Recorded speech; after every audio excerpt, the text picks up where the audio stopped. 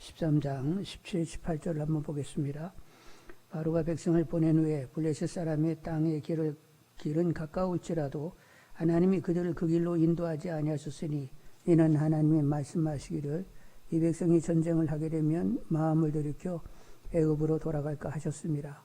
그러므로 하나님이 홍해 광야 길로 돌려 백성을 인도하심에 이스라엘 자손이 애굽 땅에서 대어를 지어 나올 때 13장 17절로 18절을 읽는데 하나님께서 이스라엘 백성들을 이제 맞바로 가장 빨리 갈 수 있는 길, 해변길인데 애굽에서 출발해서 동북쪽으로 가면 블레셋이 있고 블레셋을 지나게 되면 이내 가나안에 들어가게 되거든요. 그래서 이렇게 가볍게들 가면 애굽에서 5, 6일이면 가나안에 갈 수 있는 그런 길이 있습니다. 근데 이제 그 길을 가려고 하면 블레셋과 싸워야 되거든요. 근데 블레셋은 굉장히 막강한 이런 병기 군사력을 가지고 있어서 싸우게 되면 초장에 이스라엘 백성들이 버겁게 패전할 수가 있어요. 그러면 또 이렇게 불평이 나면서 아이고 애굽으로 돌아가자 또 이런 말이 나오기 때문에 그렇게 싸우기는 안 하고 하나님이 다른 길을 인도하신다는 거예요. 그래서 홍해 쪽으로 이제 오히려 남동쪽으로 내려가게 하셔가지고 이제 그 길을 가게 했는데 가장 최단 거리는 5, 6일이면 갈 수 있는 해변길인데 이제 홍해 쪽으로 이렇게 내려가게 되면 며칠이 걸릴지 몰라요. 이렇게 돌아가게 되면 한 달이 걸릴 수도 있는 그런 길인데 하나님께서 그 길을 택하시게 되었습니다. 여러분 빠른 길이 됐든 더딘 길이 됐든 하나님을 택하면 그건 최선의 길인 줄 압니다. 하나님 모든 것을 합력하여 선이에게 하시는 분인데 우리는 하나님의 절대선을 믿으면서 내 판단으로 불평하지 말고 하여간 하나님이 정하시면 최선이다 이렇게 인정하는 분들이 되기를 원합니다. 그래서 여러분 주 안에서 하나님으로 살게 돼가지고 산다는 것 자체가 감사가 되고 있는 거지요.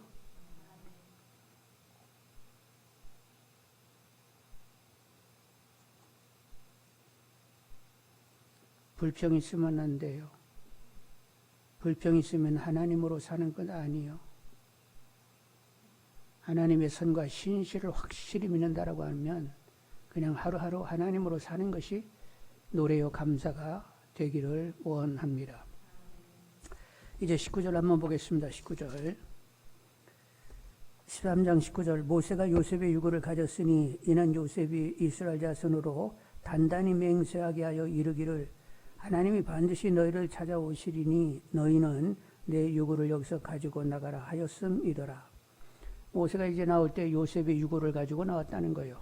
왜냐하면 요셉이 죽으면서 유언하기를 이제 너희들이 언젠가는 가나안으로 돌아갈 터인데 그때의 나를 가나안에 묻어주라. 이것은 요셉이 뭘 믿은 거예요? 하나님의 약속과 하나님의 그 신실함을 믿기 때문에 내 유고를 가나안 땅에 묻으라고 한 거예요. 여러분 우리도 자녀 손들에게 본이 되는 아버지, 어머니, 할아버지, 할머니들이 다 되시기를 원합니다. 우리 엄마, 아빠, 우리 할아버지, 할머니는 그래도 우리 신앙의 본이 되었어. 이렇게 인정이 되어야 된단 말이요. 그렇게 되도록 더 기도하시는 분들이 되기를 원합니다. 20절로 22절 보면 그 이하의 20절 보면 그들이 숲곳을 떠나 광야 끝 에람의 장막을 치니 여호와께서 그들 앞에서 가시며 낮에는 구름 기둥 그들이 길을 인도하시고 밤에는 불기둥을 그들에게 비추사 낮이나 밤이나 진행하게 하시니 낮에는 구름 기둥 밤에는 불기둥이 백성 앞에서 떠나지 아니하니라. 하나님이 앞서 가시면서 낮에는 구름 기둥으로 인도하시는 거예요. 구름 기둥이 앞서 가시면 백성들은 뒤따라갑니다. 그러다 구름 기둥이 멈추면 백성들도 다 멈추게 되는 거예요. 그런데 꼭 이렇게 낮에만 이렇게 가는 게 아니라 밤에도 갈 수 있어요. 대개 이 지역 사람들은 대개 어느 시간을 많이 이용해요? 초저녁에 이렇게 출발을 하는, 그때는 덥지 않기 때문에 오히려 초저녁에 출발을 하는, 그래서 밤중에 이렇게 걷는 이런 일들이 있단 말이에요. 그럼 밤에도 불기둥이 필요하겠죠? 춥지 말라고 불기둥을 허락하시고 또 인도하시기 위해서도 불기둥을 허락하셨는데 시내산 광에 가서 여러분 자보신 분은 없지요? 예, 한번 자보셔야 돼. 그런데 낮에는 덥지만 저녁에는 그 막 바람이 아주 차가운 바람들이 막 숭숭숭숭 이렇게 불어 들어오는 것을 이렇게 경험하게 되는데 밤에는 춥습니다. 그래서 하나님께서 춥지 말라고 이렇게 불기둥으로 인도하시게 되었어요. 자, 하나님이 앞서가시면서 구름기둥, 불기둥으로 인도하신다. 하나님은 선한 목자여서 당신의 양들을 앞서가시면서 인도하는 모양으로 이렇게 가시고 있단 말이요. 우리들은 하나님 백성이자 하나님의 양들입니다. 하나님의 인도를 따르면 절대 안전, 절대 보호를 받을 수가 있습니다. 그래서 말씀인데 쉬지 말고 기도하십시오. 쉬지 말고 기도하라는 것은 뭐 할 말이 많아가지고 뭐 이러고 저러고 말을 하는 게 아니라 쉬지 말고 기도하는 것은 하나님을 항상 의식해내는 것입니다. 항상 쉬지 말고 하나님을 의식하면서 그분의 선한 인도와 주장함 가운데 삶을 살고자 하는 분들이 되기를 원합니다. 그러면 은혜와 평강이 넘치고 안전하고 하나님의 확실한 보호 가운데서 우리는 삶을 살게 되는 거지요. 14장 1절로 3절 보시면 여호와께서 모세에게 말씀하여 이르시되 이스라엘 자손에게 명령하여 돌이켜 바다와 믹돌 사이에 비하히로랍 곧 바알수본 맞은편 바라가에 장막을 치게 하라. 바로가 이스라엘 자손에게 대하여 말하기를 그들이 그 땅에 멀리 떠나 광야에 갇힌 바 되었다 하리라. 이제 하나님께서 남동쪽으로 인도하신다고 했는데 먼저 잠깐 보시면 1절에 여호와께서 누구에게 말씀하여 이르시되 모세에게 말씀했는데 하나님은 모세를 이렇게 친구처럼 대면했다는 거예요. 뭐 꿈과 이상으로 얘기하는 것이 아니라 그냥 이렇게 직접 이렇게 말씀을 했다는 거예요. 그래서 이렇게 말을 늘 트고 지내셨는데 우리도 이렇게 되기를 기도해야 되겠죠? 아멘이 왜 이렇게 시원찮아? 하나님은 아빠 아버지인데 자녀들이 아빠 아버지랑 이렇게 말을 트고 이렇게 친밀하게 서로 대화하면서 이렇게 지내 이것이 자연스럽고 그것이 당연한 것 아니요?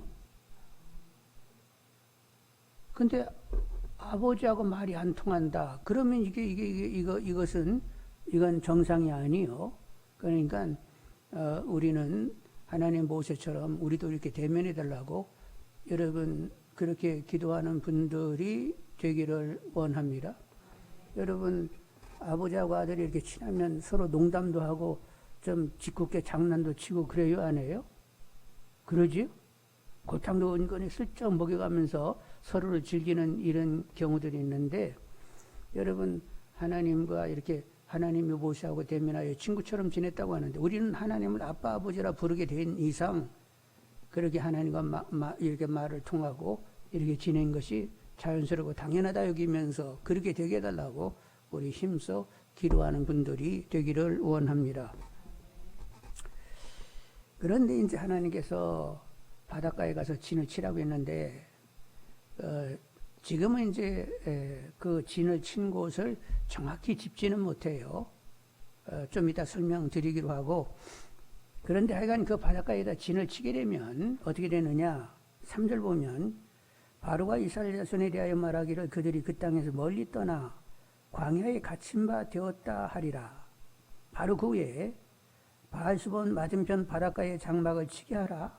바닷가에 진 치고 있으면 바로가 이제 첩보를 듣게 될 거 아니에요. 정보를 이렇게 듣게 되는데 광야에 들어가가지고 그리고 하나님이 돌쳐서 가라고 한 곳은 사람들이 흔히 다니는 길이 아니에요.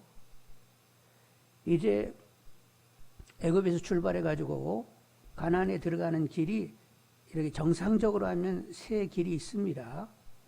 그렇게 해변길로 가는 길, 가나안 중앙을 통과할 수 있도록 가는 길이 있고 저쪽 이제 그 시내산 쪽으로 둘러서 올라가는 이런 길게 이제 가는 길도 있는데 지금 여기 지금 시내가에 바닷가에 진쳤다고 하는 것은 정상적인 그런 길을 간 것이 아니라 돌쳐서 정상적인 길에서 벗어났다는 의미예요. 돌친다는 것은 정상적인 길에서 벗어나 가지고 바닷가에 진치게 했는데 그 형국이 쫓아가게 되면 완전히 사면 초과가 되는 그런 환경이요. 그래서 바로가 딱 들을 때 아이고 그들 광야에서 길을 잃어버렸구만. 그리고 우리가 쫓아가게 되면 완전 사면 초과가 되는 갇힌 바가 되겠군. 이렇게 판단할 수 있는 쪽에다가 하나님께서 진을 치라고 하신 거예요. 그러면 우리는 또 잘난 사람들은 하나님 왜 이렇게 생각이 모질라셨지? 거기다 진치게 하면 그렇게 위험스러운데 왜 거기다 진치게 하셨을까? 이렇게 판단할지 모르는데 여러분 하나님의 생각과 길은 하늘이 땅보다 높음같이 우리들의 생각과 길하고는 다른 것입니다. 그분은 지혜가 한이 없으신 분이요. 그럴 때는 그렇게 충분한 이유를 가지시면서 거기다 진을 치게 하는 거예요. 결국 어떻게 하시려고 했죠? 쫓아오게 하시고 그리고 결국 이스라엘 백성들을 수장하면서 하나님이 얼마나 위대하신 분인가를 보여주기 위하여 거기다 진을 치게 한 거예요. 그러니까 우리가 섣불르게 판단해가지고 어쩌고 저쩌고 하지 말고 하여간 어떤 형편에 있든지 하나님의 뜻이 이루어지기를 계속 기도하시는 분들이 되기를 원합니다. 그래서 이제 결국 바로가 쫓아오게 되는 거예요. 왜냐하면 이스라엘 백성들을 내보내고 나니까 노동력 몇만이 없어지게 된 거예요. 20세 이상 된 남자 장정만도 몇만? 60만 명이라는 노동력. 그 당시에는 이 노동력이 생산력이잖아요. 무슨 뭐 기계가 있었던 것도 아니고 다 이렇게 막 힘을 써야 될 그 당시니까 50만이라고 하는 노동력, 생산력을 잃어버린 꼴이 되니까 그거 다시 되찾아야 되겠다 이렇게 생각을 하고 또 한편 종살이하는 것들의 신에게 우리가 굴복당해 이거 쫀심이 완전히 이거 상해가지고 안 되겠어. 회복해야 되겠어. 또 이런 마음이 있었던 거예요. 그래가지고 애굽의 신을 높이기 위하여 그리고 노동력을 다시 한번 확보하기 위하여 바로가 군사들을 동원하여 쫓아오게 되었던 거지요. 아닌 게 아니라 그들이 이제 가까이 다가오게 되었습니다. 애국 군대가 가까이 다가오니까 이스라엘 백성들은 어떻게 했지요? 10절로 12절을 보겠습니다. 10절로 12절. 바로가 가까이 올 때 이스라엘 자손이 눈을 들어본즉 애굽 사람들이 자기들 뒤에 이른지라. 이스라엘 자손이 심히 두려워하여 여호와께 부르짖고. 지금 두려워할 수 있겠지요? 앞으로 나가면 칼에 맞아 죽고 뒤로 나가면 물에 빠져 죽고 이러지도 못하고 저러지도 못하는 어디 뭐 도망갈 길이 전혀 없는 이런 상태이다 보니까 심히 두려워하게 되었어요. 11절 그들이 또 모세에게 이르되 애굽에 매장지가 없어서 당신이 우리를 이끌어내어 이 광야에서 죽게 하느냐? 어찌하여 당신이 우리를 애굽에서 이끌어내어 우리에게 이같이 하느냐? 우리가 애굽에서 당신에게 이런 말이 이것이 아니냐? 이르기를 우리를 내버려 두라.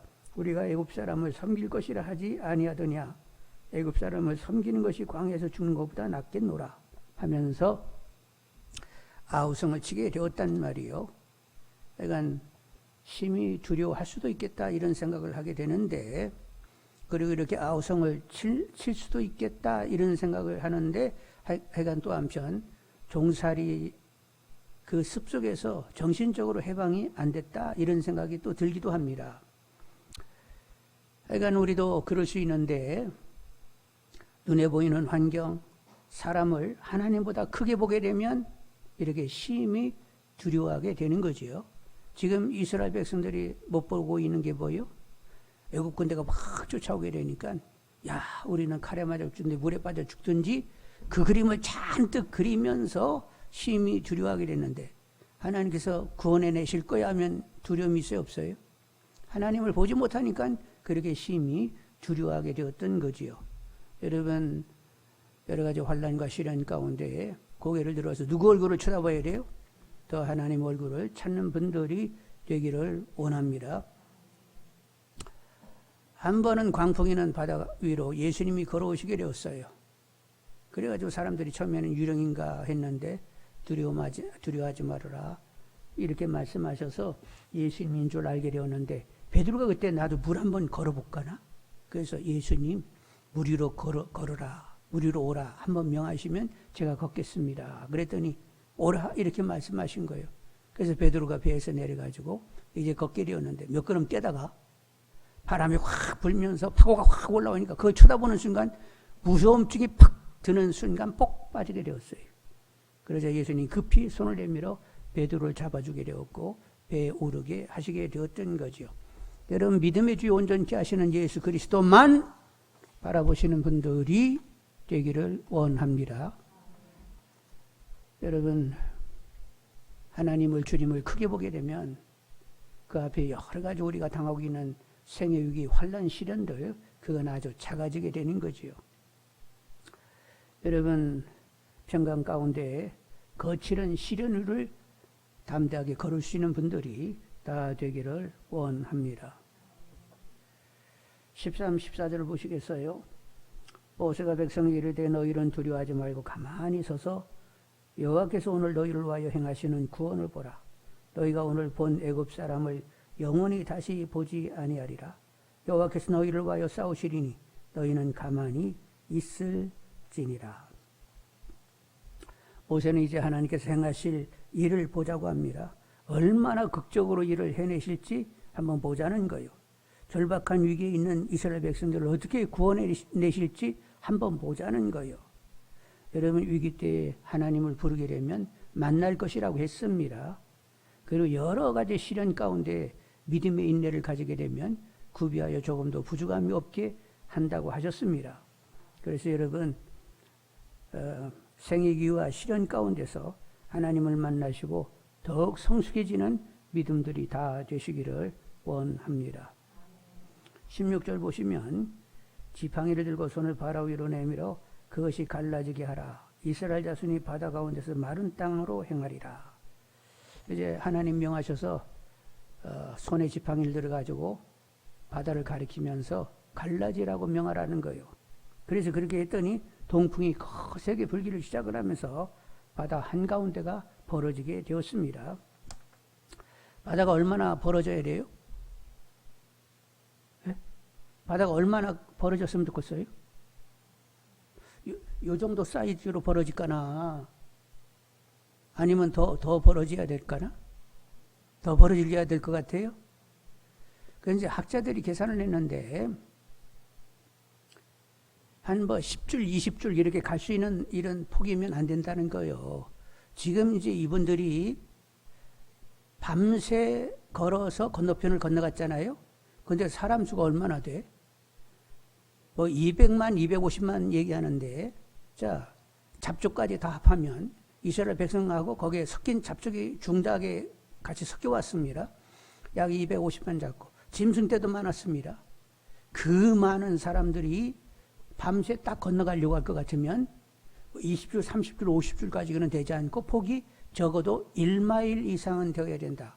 1마일은 1.6km인데 1.6km가 얼마나 될까 해가지고 한번 여기 공릉역에서 하계역까지 얼마인가 이렇게 찾아봤더니 1.4km더라고. 그러면 공릉역에서 하계역을 더 지나서 조금 더 지나가야 되는데 그 이상이 돼야 한꺼번에 쫙 그 밤에 건너갈 수 있다는 거예요.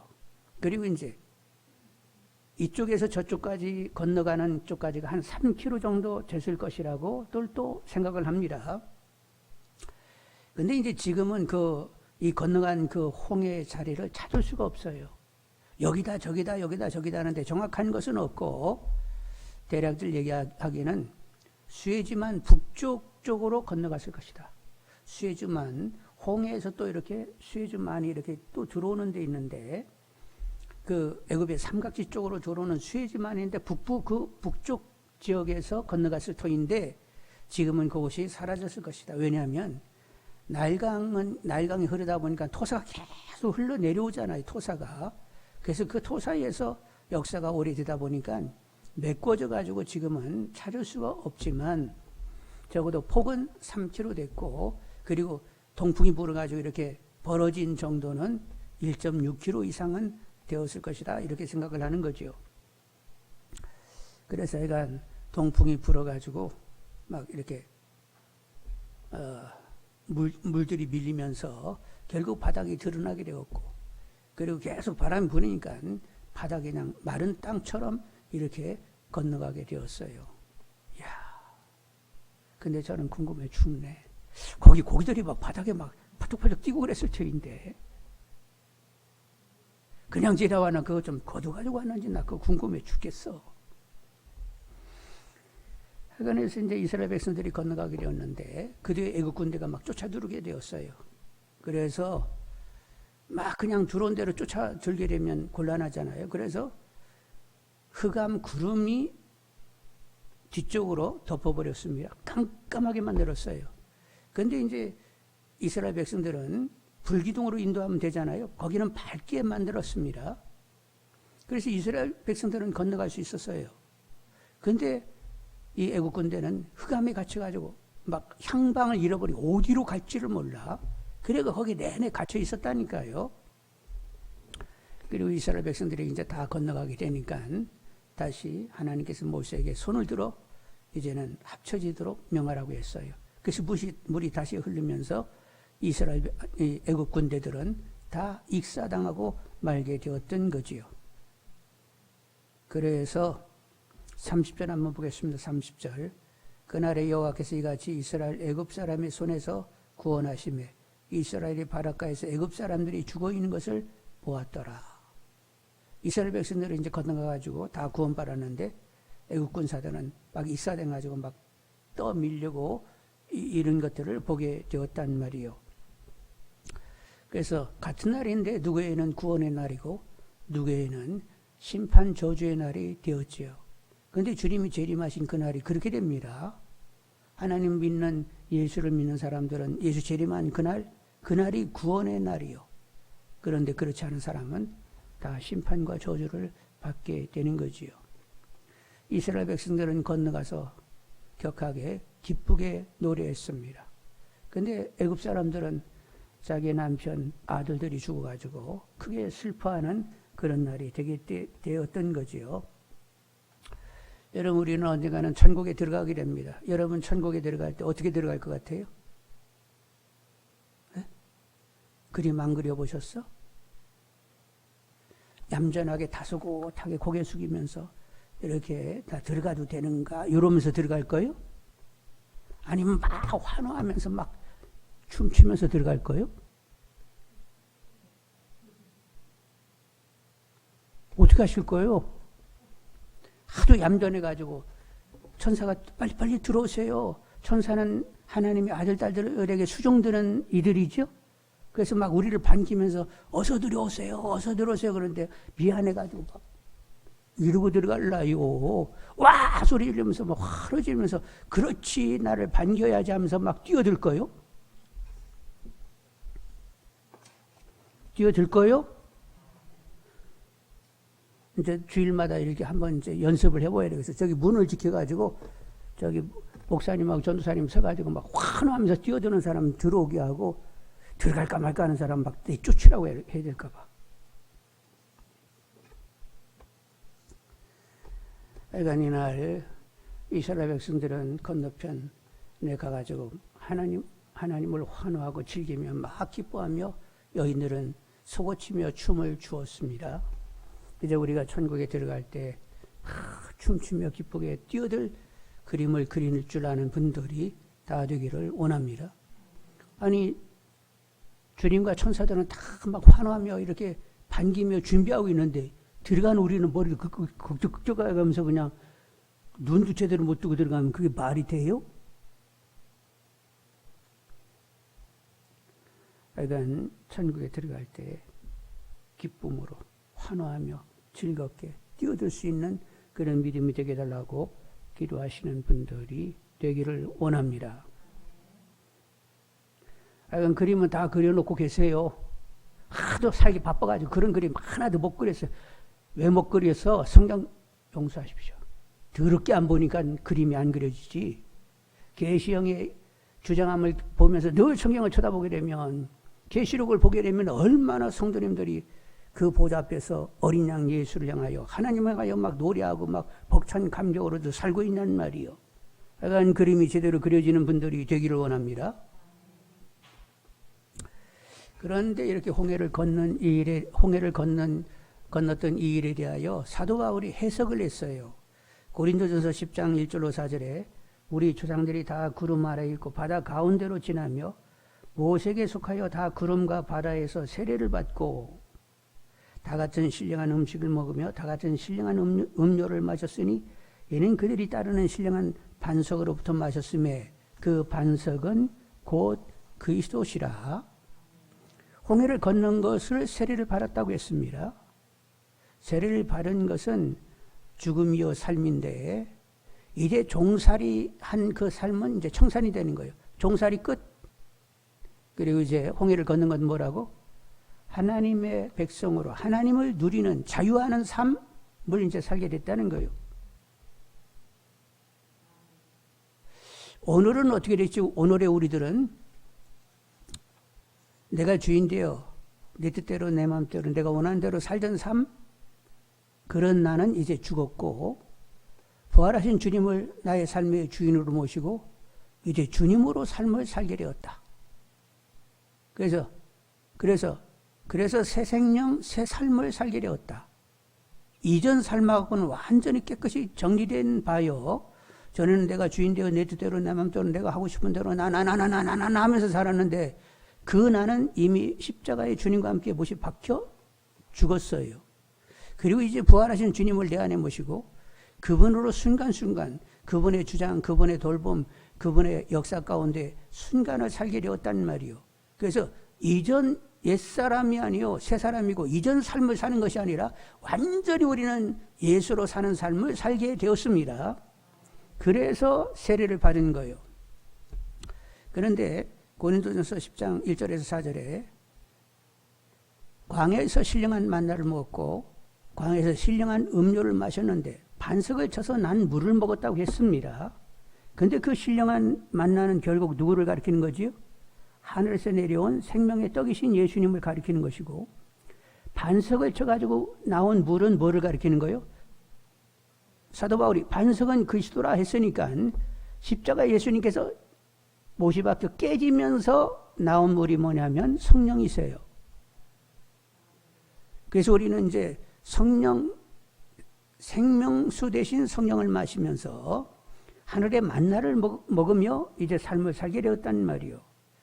철저히 성령 충만을 구하는 가운데 나 죽고 온전히 주님으로 삶을 사는 분들이 되기를 원합니다. 어정쩡하게 나로 살다가 주님으로 살다가 나로 살다가 그냥 이것도 아니고 저것도 아니고, 이것은 미안하지만 교회에서 행하는 이런 의식적인 세례는 바라는지는 모르지만은 성령 세례를 받은 것이 아니에요. 성령 세례는 성령의 강력한 주장함 가운데 이제는 나 죽고 온전히 나는 주님으로 산다가 되어 끊임없이 성령을 구하면서 순간 주님으로 삶을 살아내는 이런 삶을 살아야 되는 거지요. 여러분, 온전한 세례를, 성령 세례를 받은 분들이 다 되기를 원합니다. 나와 세상 가치로 살아 바로 같은 마귀의 종로로 타지 말고 이제는 주로 하나님 나라 가치로 살아 자유하며 하나님을 친밀하게 누리는 하나님의 자녀들이 다 되기를 원합니다. 바로 같은 마귀의 종이 돼가지고 세상 유행 풍속을 열심히 쫓지 말고 이제는 하나님의 진정한 자녀로 진리 가운데 자유하며 주님으로 삶을 깨끗이 살아내는 분들이 다 되기를 원합니다. 홍해를 걷는 것이 니산월 21일이라고 해요. 유대 전통에 의하면 홍해를 걷는 것이 니산월 21일이라고 하는데, 여러분 애굽에서 출발할 때가 언제요? 6월절이 14일이고 그 다음날 15일날 출발했으면 20일날 홍해를 건넜으면 6일 만에 이제 홍해에 도달해가지고 건너게 된 것이지요.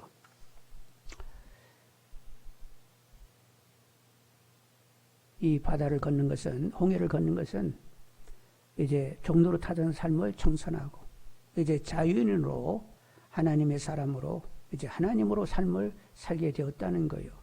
그래서 말씀인데 우리는 홍해를 걷는 것보다도 더 큰 일을 우리가 경험했습니다. 그게 뭐냐면 하나님이 당신의 아들을 십자가의 못을 박아 물값비를 쏟게 하시면서 그 피로 우리의 죄를 깨끗이 사하고 구원해 주셨다는 거예요. 이스라엘 백성도 홍해를 건너서 구원받았습니다. 그런데 우리는 어떻게 구원받았다고? 아들의 피에 그 강을 건너면서 우리는 구원을 받은 거예요. 구약의 홍해 걷는 거하고 아들의 피 가운데로 지나와 우리가 구원받은 거하고는 엄청난 또 차이가 있는 거예요. 말도 못하는 은혜를 받게 되었는데, 그래서 우리는 확실하게 살아야 되겠습니다. 갈라디아서 2장 20절 말씀, 내가 그리스도와 함께 십자가에 못 박혔나니 그런 적 이제는 내가 사는 것이 아니요 오직 내 안에 그리스도께서 사시는 것이라. 이제 내가 육체 가운데 사는 것은 나를 사랑하사 나를 위하여 자기 자신을 버리신 하나님 아들을 믿는 믿음으로 사는 것이라. 나 죽었어요. 주님이 내 안에 사십니다. 내 안에 오신 주님은 나를 위하여 물과 피를 쏟으신 분이요, 그분의 사랑을 믿는 믿음으로 사시는 분들이 되기를 원합니다. 그래서 우리의 간절한 원은 뭐예요? 내 안에 사시는 주님이 생생한 내 삶의 실제이고, 그리고 그분을 드러내는 가운데 그분의 존귀를 드러낼 수 있으면 나는 좋다. 그분의 존귀가 드러남이 나의 가치다. 이러면서 우리는 삶을 살아야 되는 거죠. 이렇게 살게 하시려고 홍해를 걷는 것이 아니라 아들의 피 속을 우리는 지나오게 되었던 것입니다. 이제 주님으로 깨끗이 삶을 살아 주님을 드러내는 이런 생명, 진정한 생명을 가지시는 귀한 믿음들이 다 되시기를 주님의 이름으로 축원드립니다.